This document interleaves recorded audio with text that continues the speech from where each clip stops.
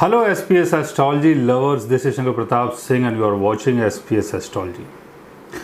दोस्तों, आज मैं आपको बताने वाला हूं, आपके बर्थ चार्ट में शनि के ऊपर अगर राहु की दृष्टि पड़ती है तो उसका क्या इम्पैक्ट हमारी लाइफ में पड़ता है। और ऐसा योग आपके बर्थ चार्ट में कहीं भी हो सकता है, आपके लगन चार्ट में, आपके मून चार्ट में, आपके चलित चार्ट में, किसी भी चार्ट में ऐसा योग हो सकता है और सूर्य चार्ट में भी ऐसा योग आपका हो सकता है। राहु हमारी लाइफ के ऑब्सेशन को दिखाता है, डिज़ायर को दिखाता है। राहु कामाकार का है, छल कार का है। राहु की प्लेसमेंट जिस हाउस में होती है उस हाउस से संबंधित चीज़ों के लिए हम बहुत ज़्यादा ऑब्सेस्ड हो जाते हैं और उन चीज़ों को पाना चाहते हैं, बाई हुक और बाई क्रुक। राहु की दृष्टि 3 प्रकार की होती है, 5वीं, 7वीं और 9वीं।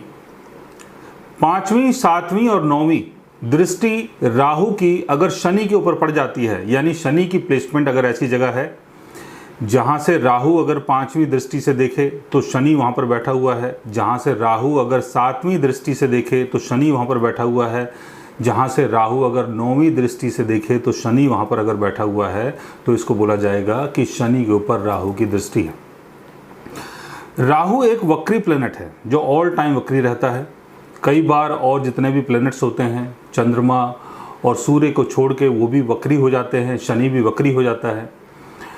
तो शनि की प्लेसमेंट आपके बर्थ चार्ट में जहाँ पर होती है, उस हाउस से संबंधित चीज़ों को लेके आपकी नीड बढ़ जाती है, यानी आपको उस पर्टिकुलर हाउस की नीड होती है जहाँ पर शनि की प्लेसमेंट होती है, बिकॉज वो सारी चीज़ें डिले हो जाती है इनिशियल लाइफ में।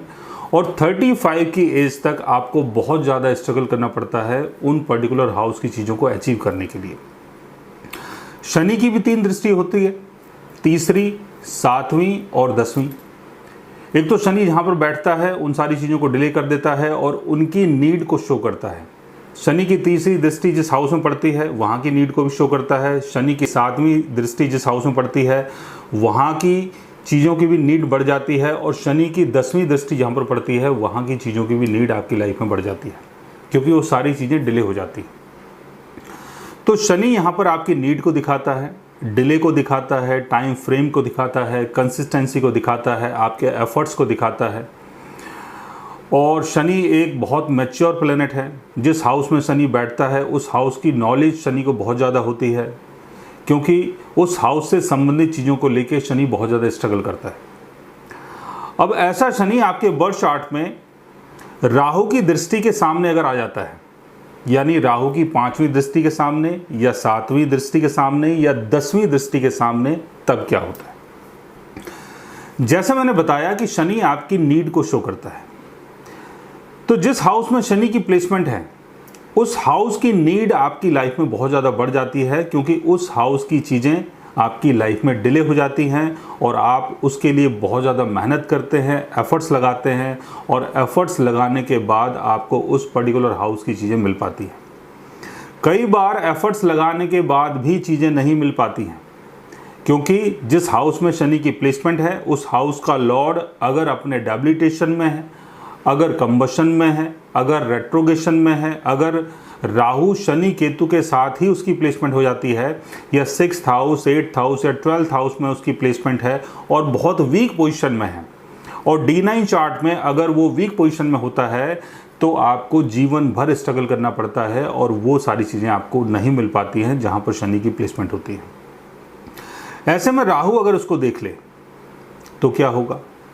अब राहु और शनि का योग आपकी कुंडली में अगर एक साथ कहीं भी बनता है तो उसको विषयोग बोला जाता है। विषयोग का मतलब ये होता है कि उस पर्टिकुलर हाउस से संबंधित चीज़ों को लेके आपको बहुत लंबे टाइम तक स्ट्रगल करना पड़ सकता है। यहाँ पर सांप सीढ़ी का खेल चलता है।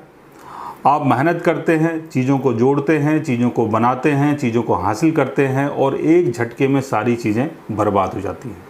चाहे वो रिलेशन हो, चाहे वो पैसा हो, चाहे वो नाम हो, चाहे वो आपकी खुशी हो। और अगर ऐसा योग बच्चों के घर में बन जाता है तो बच्चों के साथ भी आपके संबंध बिगड़ जाते हैं। अगर ऐसा योग आपके करियर के घर में बन जाता है तो करियर से संबंधित चीज़ों के लिए आपको बहुत ज़्यादा स्ट्रगल करना पड़ता है। अगर ऐसा योग इनकम के घर में बन जाता है तो इनकम को लेके बहुत ज़्यादा स्ट्रगल करना पड़ता है। लेकिन विष योग जब बनता है, जब